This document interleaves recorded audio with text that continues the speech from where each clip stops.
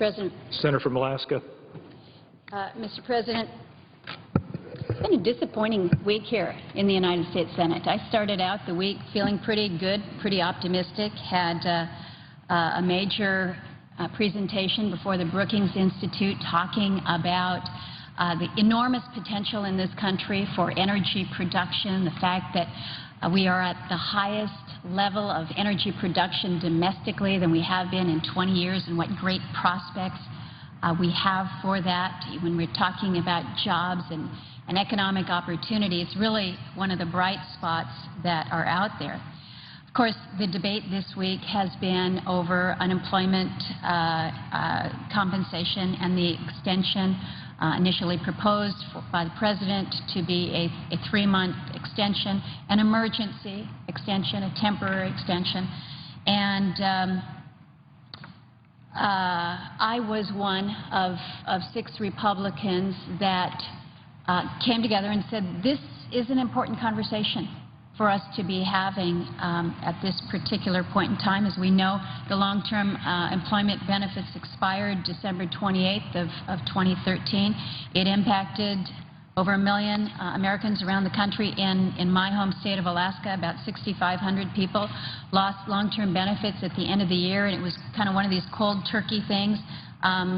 Those that still had eligibility for certain benefits were cut off hard. There was no tapering down. This is hard. Back here in Washington, D.C., we've been living with some pretty cold weather. Well, it's cold weather all the time in Alaska this time of year. It's hard to be out of work. It's expensive to keep your homes heated. It's expensive to live there. And so I recognize that these safety nets that we put in place are important. And they are important that we have discussion and debate and argue and compromise about how we ensure that whether it's long-term employment benefits continue at the right time, that this conversation happens. And so I wanted to have that debate. I wanted the opportunity for full-on amendments to bring up good ideas, whether it's good ideas about reform, perhaps tying benefits to job training, retooling, giving people that opportunity to move forward, whether it was debate about how we pay for it. I think we recognize around here there have been times when we have extended long-term unemployment benefits with an offset, and then there have been times that we have extended it on an emergency basis with no offset.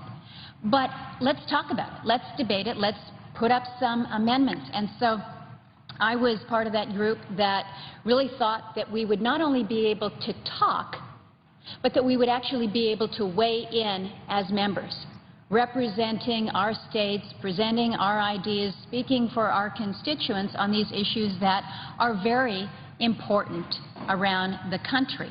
And usually in a body like the United States Senate, the actions don't happen unless you have an opportunity to vote on things. And so this afternoon, to listen to the Majority Leader's statement in saying very clearly we weren't going to have any amendments on the Emergency Unemployment Compensation Extension Act. In fact, his words were, we get nowhere with doing amendments. Mr. President, I find that so disturbing. I have only been in the Senate here 10 years, but what I have seen in my 10 years is a change in a process, a change in an institution where we are no longer taking the good ideas from this side and the good ideas from this side through an amendment process, or even from a committee process for that matter, and building better policy based on the good ideas that we all have. Why would we be afraid to vote on amendments? They may take us a little bit longer throughout the day to go through. It disrupts our schedules. Well, you know what? My schedule is to work for the people of Alaska. And if that business isn't conducted here through debate and voting, you know, what is it? What is it? So I was really quite discouraged after the exchange on the floor earlier, where colleagues who have worked worked hard, I think, to come up with some good proposals. These are not gotcha amendments, as was suggested by the majority leader. I think the senator from Ohio's proposal, a proposal that is actually contained in the president's budget proposal, I think it was absolutely legitimate. So to suggest that it is an amendment without merit is not really fair. And at the end of the day, don't we judge the merit of an amendment, of an idea, of a proposal by presenting it to the body for a vote? So if we truly are at that point, Mr. President, where we're simply not going to amend bills, that we're simply going to vote straight up or down on a bill that has been presented to us, probably not even out of the committee process, but more likely from the majority leader's chambers, that's a tough place for us to be as a body. That's not what this process is all about. The minority leader reminded us yesterday that we can do better. We can do better as an institution. But we sure didn't demonstrate that today. I want to work with my colleagues on the issue of unemployment compensation. I want to be able to recognize that compassion that we show for other Americans who are dealing with great difficulty right now. I want to try to move this country forward with policies that are good and strong and create those jobs. When I started my comments, I talked about energy production being that bright light. Look at what's happening in the state of North Dakota, where, boy, anybody that wants a job can get one. In fact, they can get 2 or 3. They're ground zero in this tight oil revolution. Their unemployment rate was 2.7% last October. Been a lot of back and forth going on about Keystone and its potential for providing direct jobs, direct and indirect induced jobs around the country, 42,000 jobs. Wouldn't that be helpful? You know, when we talk about our opportunities in this country, we need to be putting in place policies that help advance jobs and job creation and the wealth then that comes with it. We can and must be doing more. And one of the areas that we need to address is where this administration, in my view, has seen some real policy failures, and that's in restricting access to federal lands for resource development, blocking and slowing the permitting process. We need to be doing more. And the President has touted the gains that have been made in energy production. But I think it's important to recognize that most of those gains have been on private and state lands. You and I know, Mr. President, that there are enormous resources on our federal lands. Let's access them safely in an environmentally responsible way, but in a way that's going to help our economy, help the job situation in this country. I feel that we can do so much more, and I am hopeful, again, that we will, in this body, in this institution, we'll be able to be working together to solve some of the issues that confront us. But again, I'm disappointed. Now, Mr. President, I did not come to the floor here this evening to talk about the comments that were made earlier on where we are with the amendment process and really not being able to advance an amendment process. But you can tell I care deeply about this institution. I care deeply about our responsibility to govern around here. And I am not convinced that we are governing to the best of our ability. We need to make some changes, and it only comes when we acknowledge that those changes have to come and that cooperation has to come from both sides. Tonight, Mr. President, I came to the floor to talk about, not yet, to talk about a decision that came out of the Department of Interior the day before Christmas Eve. This is a decision that, in my view, is absolutely unconscionable. And it's a decision that was made by the Secretary of the Interior the afternoon of December 23rd, in which she rejected a medical emergency connector road between two very remote Alaskan communities, between the community of King Cove and Cold Bay. And, Mr. President, I have thought long and hard about my public comments to my colleagues here in the Senate, because I've spoken out about this at home, and I was very direct. I was very direct about my anger, my disappointment, my frustration. And I recognize that I've got to work with folks in this administration, and when we're talking about the Secretary of Interior, I recognize she's effectively Alaska's landlord. I need to be able to figure out a way to get along with her, but I have to tell you, Mr. President, this was absolutely a heartless decision by Secretary Jewell. It was a decision that she alone made, and it will only serve to endanger the Alaska Native Village residents of King Cove.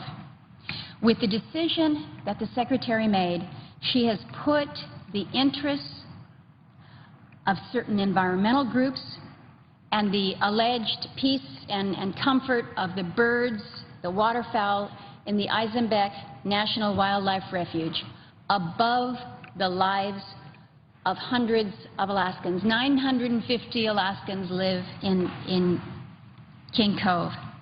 And by the Secretary's act, by denying this short road needed to ensure the people of King Cove reliable and safe access to an all-weather airport in nearby Cold Bay, Secretary Jewell has effectively turned her back on the Aleut people of Western Alaska. She has discarded her duty to uphold the trust responsibility that the federal government owes to its Native peoples. And, Mr. President, your uncle served as Secretary of the Interior. He knows full well that trust responsibility. It is a high trust. And the Secretary has turned her back to the Native people out in King Cove. And to add insult to what could very well be real injury or even death, Secretary Jewell did this on the day before Christmas Eve. On the day before Christmas Eve, I received a voicemail message from the Secretary telling me that she, later in that afternoon, is going to deny the road to King Cove. What was I doing? I was doing the exact same thing that most of the people that were around me, where we were last minute getting ready for Christmas. I was in the parking lot of the Fred Meyer parking lot, going inside to get Scotch tape and wrapping paper. Mr. President, the decision that was made by the Secretary is one that goes beyond building a 10-mile, one-lane gravel, non-commercial use road between King Cove and Cold Bay. This decision makes clear to us in Alaska that our lives, the lives of the people, the human beings that are there, just don't seem to matter to the Secretary. It's clear to me that either she does not understand or she does not care about the most basic needs of our remote residents. And it's quite clear that we have once again received unfair treatment at the hands of our federal government. Sometimes it just feels like those on the outside, whether it's the federal government back here 4,000 miles away from home, that there's this sense that Alaskans need to be protected from themselves. Well, quite honestly, that's offensive. And quite frankly, I have a very hard time believing that if this same situation occurred somewhere in the lower 48, that the decision would be the same. The fact of the matter is we're out of sight, we're out of mind. There's only 720,000 people in Alaska.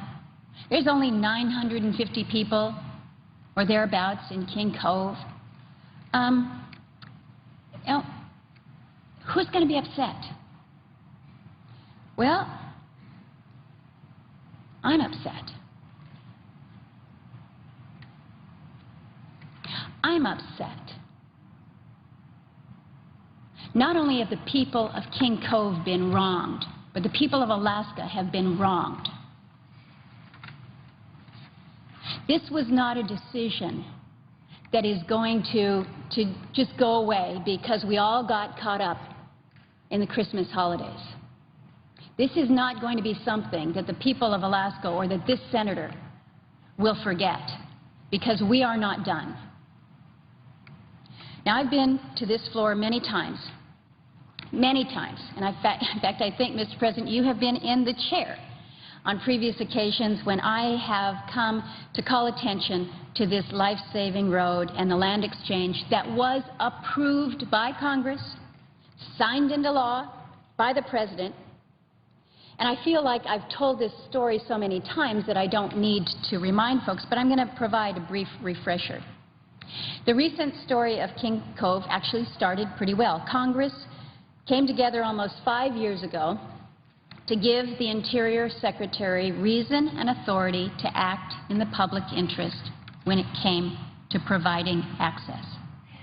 But as is so often the case, this has become yet another terrible example of the interests of our people put at risk by their own federal government. So back in 2009, I had introduced legislation. We passed legislation that proposed to add more than 56,000 acres of state and tribal land to the Eisenbeck Refuge in exchange for a 206-acre road corridor through a corner of the refuge. Again, I want to repeat the numbers because some people say you must have forgotten a zero in this exchange. In exchange of 56,000 acres of state and tribal land in exchange for 206-acre road corridor. And in addition to the fact that this is basically a 300-to-1 exchange that was offered, there was agreement that this road would be so limited as to have an infinitesimally small impact on the refuge. Because the people of King Cove are not insensitive to the fact that this is a very rich ecosystem out there. This is a very rich area. This is where the birds do come through. And so they've got no interest in harming or damaging the refuge. And so the agreement was a one-lane, between 10 and 11-mile long gravel road, severely restricted by law, not just an agreement that the mayor says, oh, during my tenure, we're not going to use it for commercial purposes. No, this is in law. Non-commercial purposes, one lane, 11-mile long gravel road. And in addition, there were going to be roping or corridors so that if you're on the road, if your vehicle was on the road, you wouldn't be able to go off the road and onto the refuge and put tire marks or impact the refuge at all. The Department of Interior's own EIS clearly showed that the actual acreage inside the refuge to be impacted by fill material was just around 2.7 acres. So again, think about the exchange. They're giving up 56,000 acres in exchange for a 206-acre road corridor, and of that, the impact by fill material is just about 2.7 acres. So consider also that the exchange would have added 2,300 acres of eelgrass beds to the refuge. Now, this is prime habitat, and feed for the black grant, and this was something that clearly Secretary Jewell felt was very valuable because she chose to place higher value on those black grant than she did on human and wildlife values. That 2,300 acres, then, is about 20 times more than the eelgrass that the EIS said might have been impacted by erosion as a result of the road. So the rejection of this exchange just dumbfounds me. I don't understand it. The state of Alaska and the local tribal groups were willing to give up 56,000 acres of land. And keep in mind, Mr. President, these are lands that were given to them under the Native Land Claims Settlement Act. These lands are who they are, and they're willing to give up 56,000 acres of it for a lousy, one-lane, gravel, 11-mile, non-commercial use road. That's how much this road meant to them. Because it was more than a road. It was a life-saving connector. It was a way for them to get to an all-weather airport, the second longest runway in the state of Alaska that was built during World War II, an amazing runway, actually, that isn't encumbered by the topography and the weather as the King Cove Airport is. So you have a people who are desperate for a solution, so desperate for their solution that they are willing to give up their lands, the most prized thing that the Native people have in our state, are the lands around them, and they're willing to exchange them for a small road corridor, a 300-to-1 exchange. And the proposed land that would have been provided to the federal government is pristine land that's valuable for the waterfowl, for the wildlife, certainly would enhance and benefit the refuge. But Secretary Jewell said no to this. She said no to this 300-to-1 exchange, and an exchange that would enhance the habitat for the birds that she wants to protect. It really makes you wonder, has there ever been such a lopsided land exchange that's been rejected by the federal government? The former head of the U.S. Fish and Wildlife Service, Dale Hall, he was the one that largely picked the lands and had approved of this exchange back in 2006, long before this legislation was ever even introduced. So the federal agencies, the Fish and Wildlife Service, the head of the Fish and Wildlife Service, had looked at all this and said, okay, well, in order to get this corridor, there's going to have to be some exchange. So let's figure out what it's going to be. And he gave his blessing to that back in 2006. But what this does speak to is how strongly Alaskans feel about protecting the health and safety of our residents, and rightly so. And I would submit to you, Mr. President, that if Secretary Jewell and the U.S. Fish and Wildlife Service truly had the best interests of both the human residents and the birds of the Eisenbeck Refuge in mind, they would have recognized that adding 56,000 acres while taking out just 206 acres, and then again of that, the amount that would have actually been impacted by fill is 2.7 acres. I think that they would provide far greater benefit to the refuge than any small, single-lane, gravel, non-commercial road ever possibly could subtract. The legislation directed U.S. Fish and Wildlife Service to conduct an EIS for the road. So the 2009 legislation that passed the House, that passed the Senate, that was signed into law by the President, directed Fish and Wildlife to conduct an EIS. That agency prepared a faulty EIS. They failed to adhere to the underlying law, choosing a no-action alternative and failing to adequately account for health and human safety when selecting the preferred alternative. This is more evidence of systematic disregard for the well-being of the Aleut who have lived in this region for thousands of years. Now, Mr. President, I also want to touch very briefly upon Interior's trust responsibility to Alaska Native peoples. The Assistant Secretary for Indian Affairs, Kevin Washburn, went to King Cove. He visited. He actually spent 2 days there. In fact, they actually had some pretty stinky weather when he was there, and I think he saw firsthand what the residents of King Cove deal with in getting in and out. The Assistant Secretary wrote a report for Secretary Jewell. It was not made public until after the Secretary announced her decision, which I think was unfortunate. But again, back to the trust responsibility, the responsibility that the federal government has to protect the health and safety of Native Americans.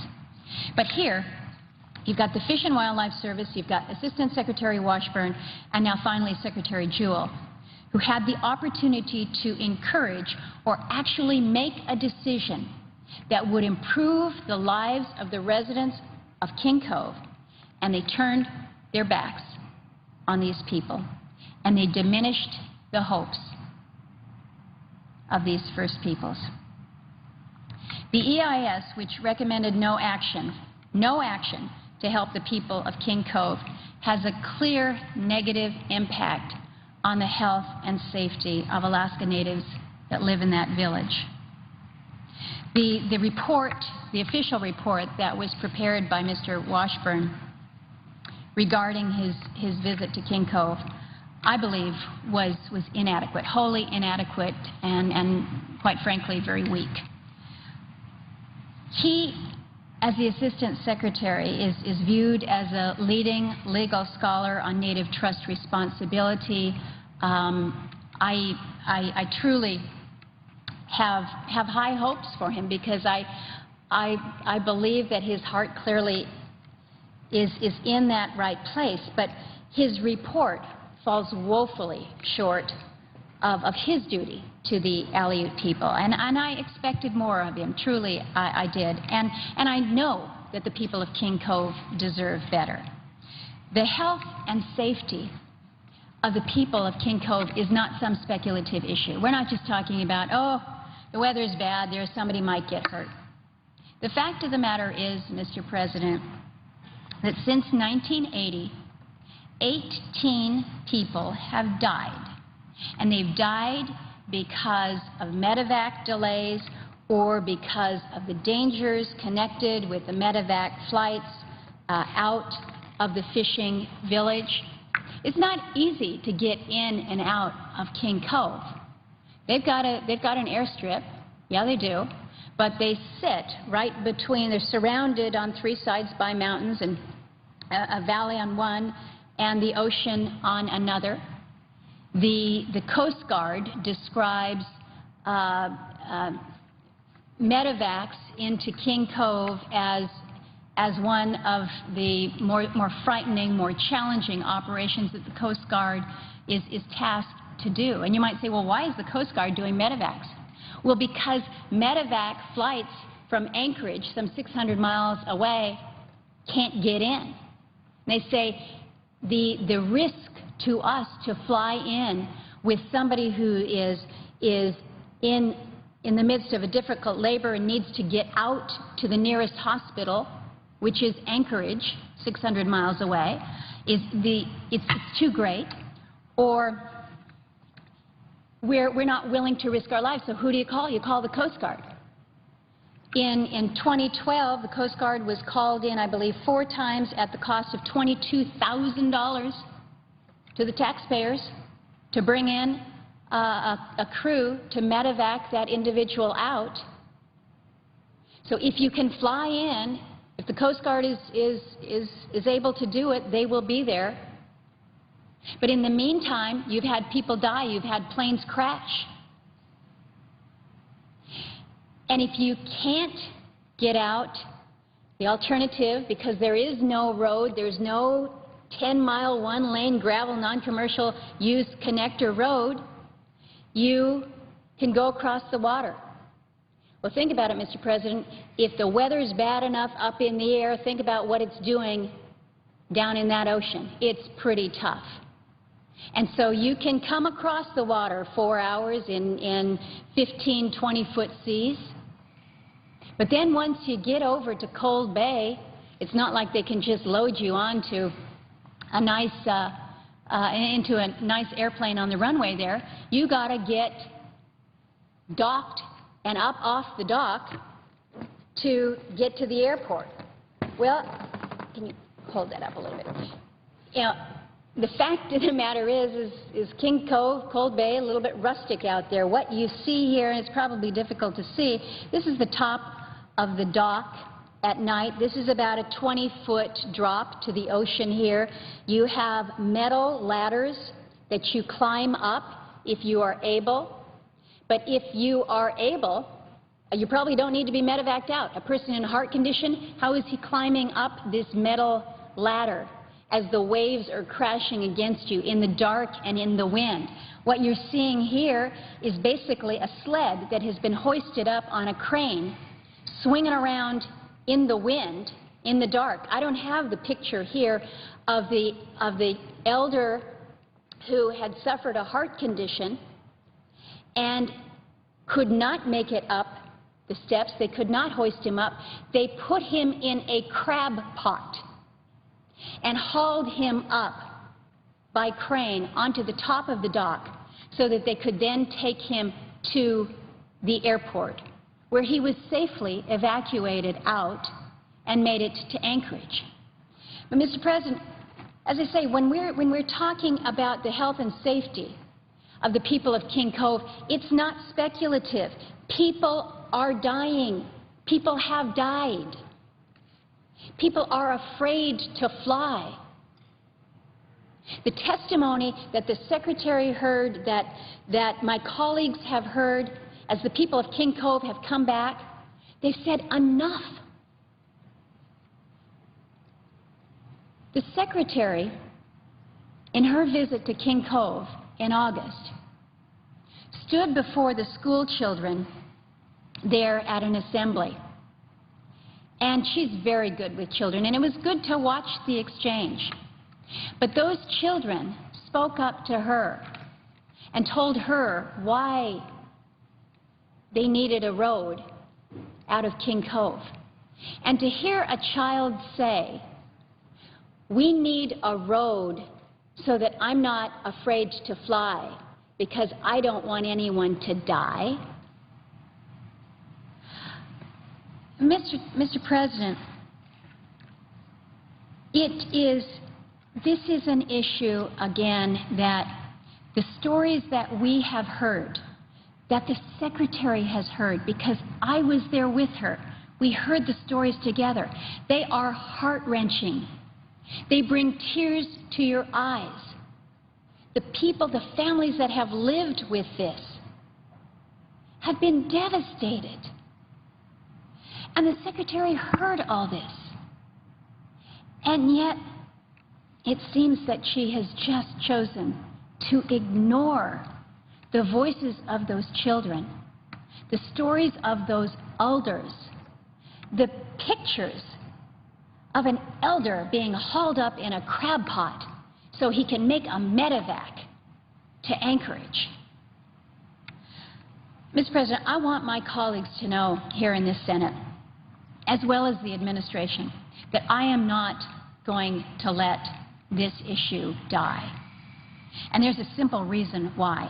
Because I am not willing to let anyone in King Cove suffer or die because they do not have emergency access out of their village.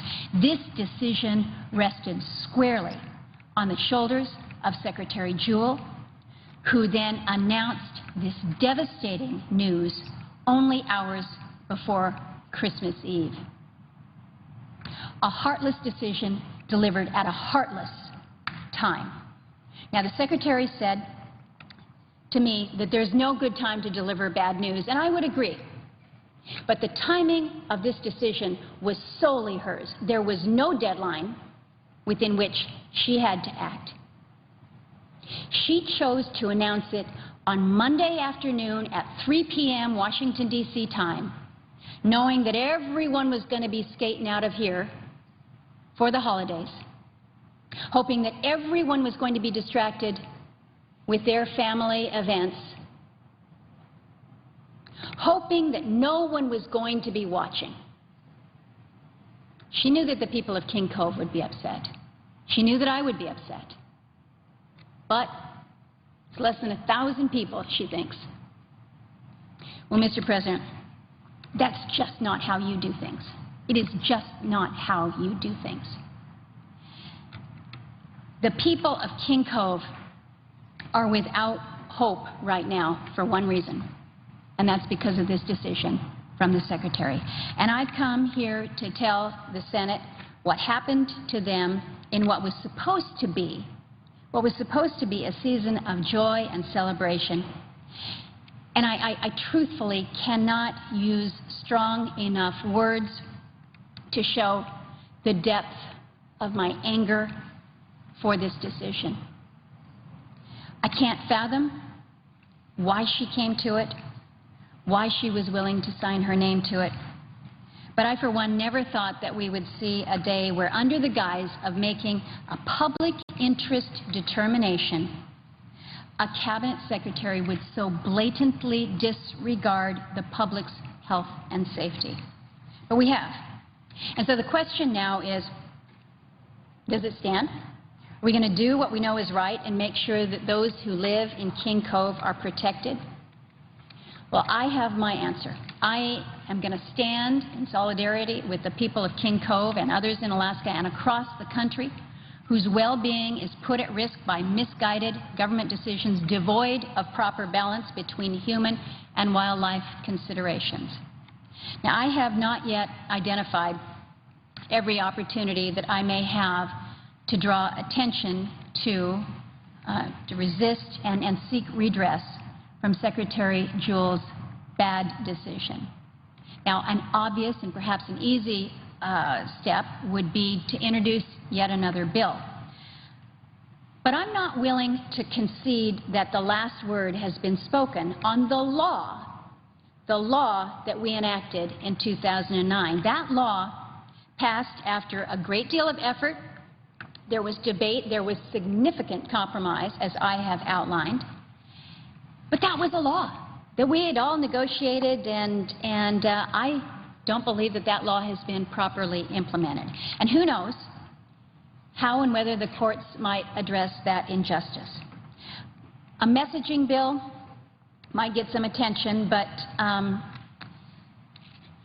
you know, I'm concerned that its immediate consequence may be to legitimize in the eyes of many a bad decision that we should be fighting rather than accepting. And I think that the people of King Cove deserve better. Mr. President, the Department of Interior needs more balance. The U.S. Fish and Wildlife Service needs better direction. I'm not ruling out any possible remedy. In this case, Alaskans have been made the victims. But I think that all Americans are at risk from this kind of unbalanced decision-making, and I pledge to my colleagues and my constituents that I'm going to keep fighting for what is right, both morally and legally. This fight is not over. And again, Mr. President, the attention is drawn to the residents of King Cove and a small connector road in a very remote part of our country. But I do think it is emblematic of the bigger struggle, the bigger fight that we are seeing as a state with our own agencies, with our own federal government. So I've taken a great deal of time this evening. I appreciate the President's attention as I have made my words and made my case. I'm certain that the administration is listening to my words as well. As I indicated at the outset, in Alaska, we have no choice but to figure out how we deal with our agencies because they consume, they occupy so much of how we're even able to move forward as a state. I will continue to do what I can to work with this administration in a manner that's going to benefit the people that I work for.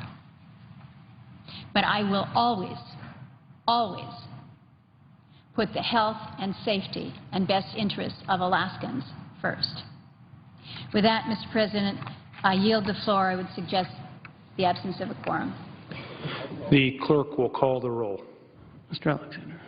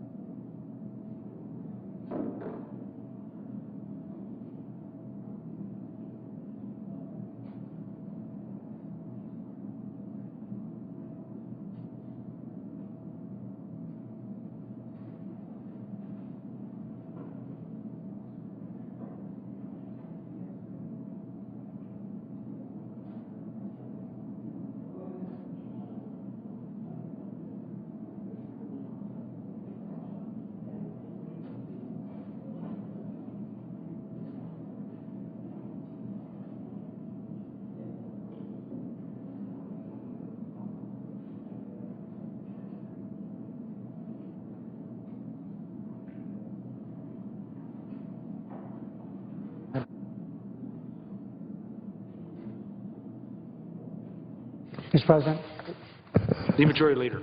is unanimous consent to call the quorum be terminated? Without objection. Mr. President, today has been an eventful day on the unemployment compensation front. We began the day working with Republican colleagues to put together what we thought was an amendment that they would join us in pushing forward.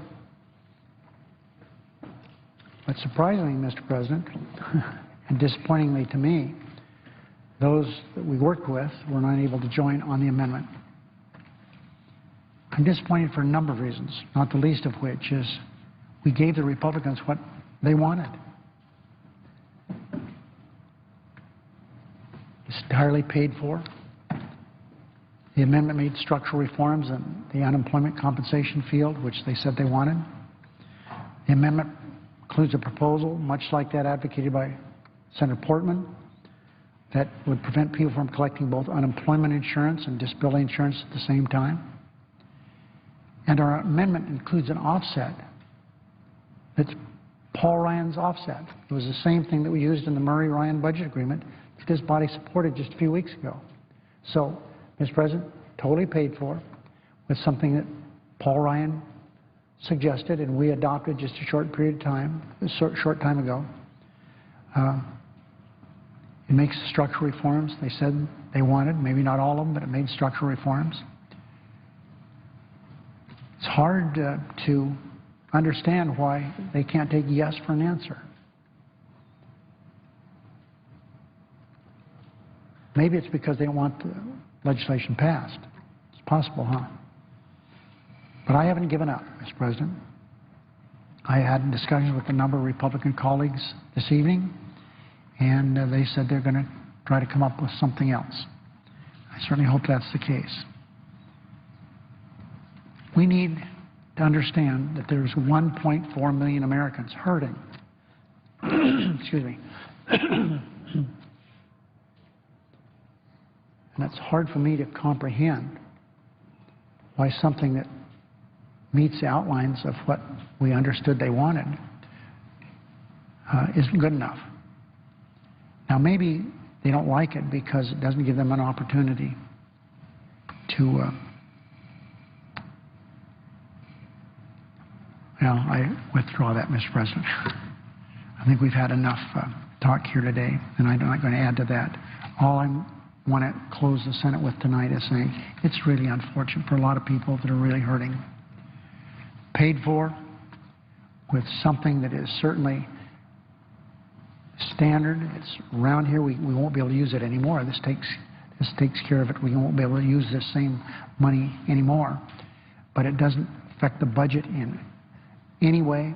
It doesn't raise the deficit one penny. Sounds like a pretty good deal to me to help 1.4 million people.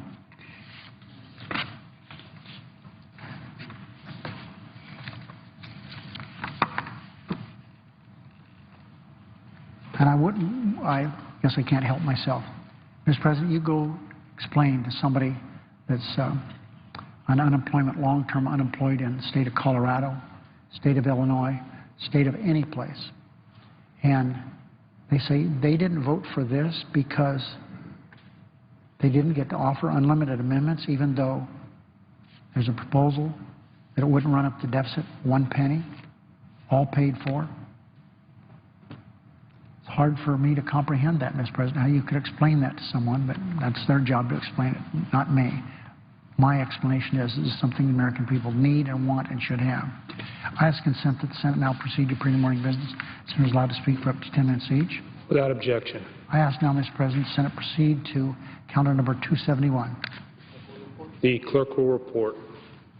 Calendar number 271, Senate Resolution 312, calling on the government of Iran to fulfill their promises of assistance, in this case of Robert Levinson and so forth. Objection to proceeding to the measure? Is there objection to proceeding to the measure? Without objection, the Senate will proceed. Without objection, the Senate will proceed to the measure. I ask the resolution be agreed to, the Nelson Amendment to the preamble be agreed to, the preamble as amended be agreed to, and the Nelson Amendment to the title be agreed to, and the motion reconsidered be considered made and laid on the table, and there be no intervening action or debate. Without objection. Without objection. I ask unanimous consent the mandatory quorum required under Rule 22 be waived with respect to the two cloture motions filed earlier today. Without objection. Mr. President, I ask unanimous consent when the Senate completes its business day to adjourn until Monday, January 13th. January 13th. Following the prayer and the pledge, the morning hour be deemed expired.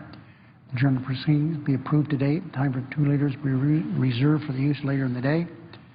And that following the leader remarks, the Senate resume consideration of the unemployment insurance extension. That the filing deadline for all first-degree amendments to this legislation be 3 p.m. Monday, and the filing deadline for all second-degree amendments to the Reed Amendment number 2631 be 4:30 p.m. on Monday. And further, that at 5 p.m. the Senate proceed to executive session to consider the nomination of Robert Wilkins to be a circuit judge for the D.C. Circuit with the time until 5:30 p.m. equally divided and controlled in the usual form prior to a vote on the confirmation of that nomination. And finally, following the disposition of the Wilkins nomination, Senate resume legislative session and proceed to vote on the motion to vote cloture on the Reed Amendment number 2631. Without objection. The next vote, Mr. President, will be 5:30 p.m. on Monday on the confirmation of Wilkins. If there's no further business to come before the Senate, I ask it adjourn under the previous order. The Senate stands adjourned 2 p.m. on Monday. The Senate stands adjourned until 2 p.m. on Monday. The Senate today debated a bill to extend long-term unemployment benefits for 10 months. The chamber also considered the judicial nomination of Robert Wilkins to the D.C. Circuit Court of Appeals and passed a measure limiting debate on the nomination. No votes are scheduled tomorrow, putting off any movement on these measures until Monday at 5:30 Eastern. We'll have more live coverage of the Senate here on C-SPAN 2 when they return. Now, some of today's